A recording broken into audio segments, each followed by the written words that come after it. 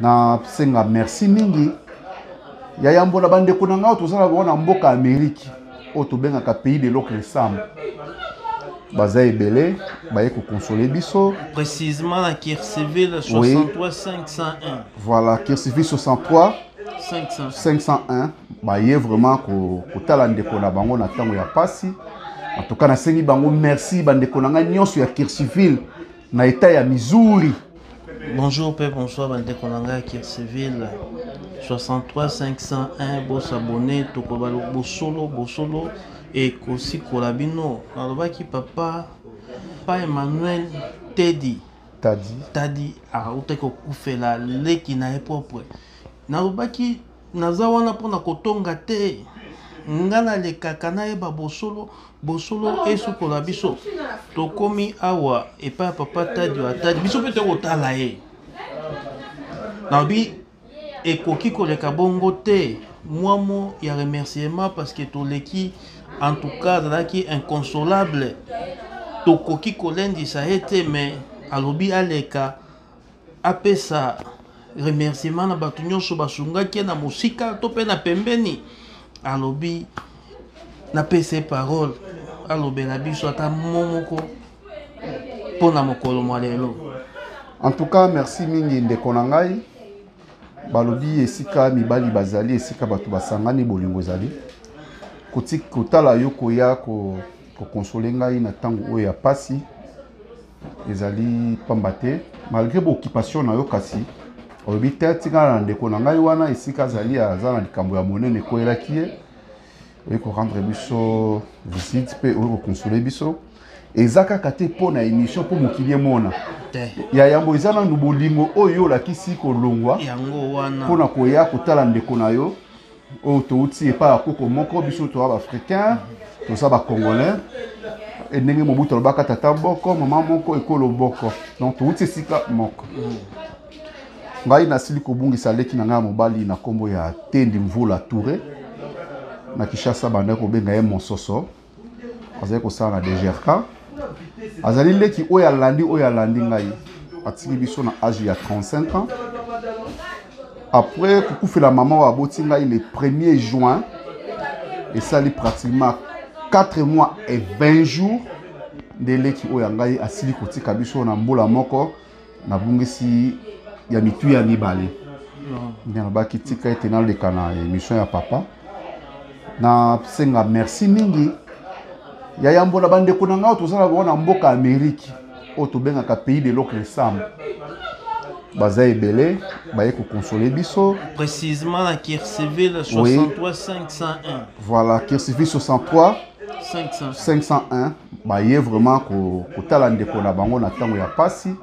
En tout cas, na sengi bango merci bande konanga nyonso ya Kirceville na état ya Missouri. Obino bino benga Missouri, biso benga mingi bino na français Missouri, biso to benga en anglais Missouri. En tout cas, na sengi merci. En tout cas, la bande konanga baza en Afrique, papa na ngai, papa Tendi Mabula Nzumba Bernard, oya kufelaki mwasi na ye o aza mama na ngai. Na yebi passe o aza lango na motema. Et ayo to kufela susu mwana na yebi passe o aza na motema, papa na ropeso ba courage. Ainsi va la vie. Tobota makape, tokufaka. Na bande konangai, o baza kuna batikali tobota même bongo libota moko, papa moko. Ya mami na yebi kozana pasi na motema parce que mama kufi na misu na yo, tura kufi na misu na yebi ke ozoka pasi mingi na motema kasi yo fa tosambela nzamba bo moyi. Ete abate la bino nyoso oza kuna. Toyika kaka piko na losambo. En tout cas na lingi bino mingi. Merci papa Nabiso encore une fois, merci. Mes condoléances vraiment. Merci, oui, ça va droit au cœur mon frère. Nalobaki tokozala wana na makambo nyonso koleka na Kirceville. Nalobaki mboka bana na bana. Soko moto moko awei akwesi moto na ya famille tozala wana tosungana loboko na loboko. Peuple congolais place une soazali tokokende liboso. Oyo asungaka.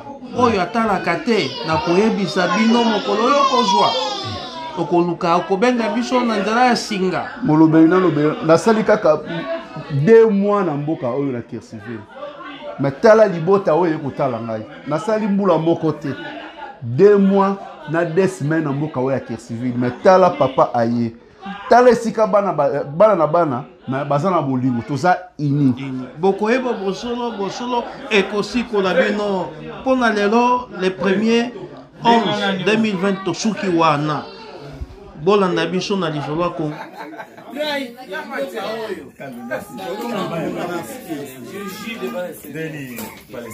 Avant normal, dans le temps on a soit examen, avec ça, il y a Kanyango, Basuma, 24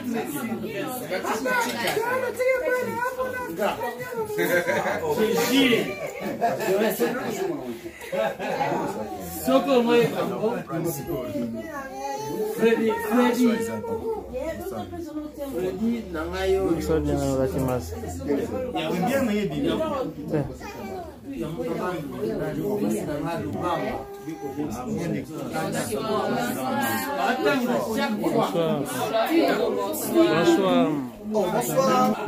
Pardon, je n'en ai pas besoin même.